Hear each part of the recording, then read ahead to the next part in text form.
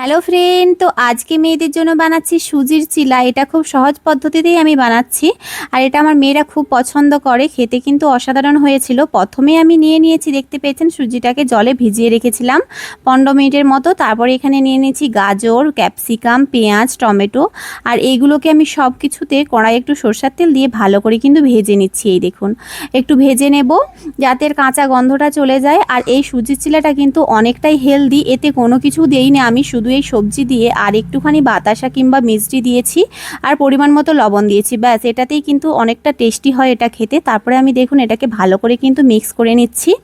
আর এই যে মিক্স হয়ে গেছে আমার কিন্তু, এবার আমি কিন্তু একটা পাত্রের মধ্যে নিয়ে নিয়েছি তেল। আমি একটা তাওয়া নিয়েছিলাম, আর আমি সরষের তেলটাই বেশি ব্যবহার করে থাকি।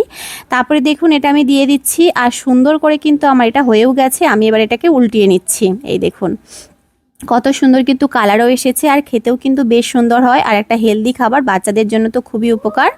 ভিডিওটি যদি ভালো লাগে একটু পাশে থাকবেন, সবাই লাইক কমেন্ট শেয়ার করবেন। আর খেতে কিন্তু অসাধারণ হয়েছিল, আপনারা একবার ট্রাই করতে পারেন।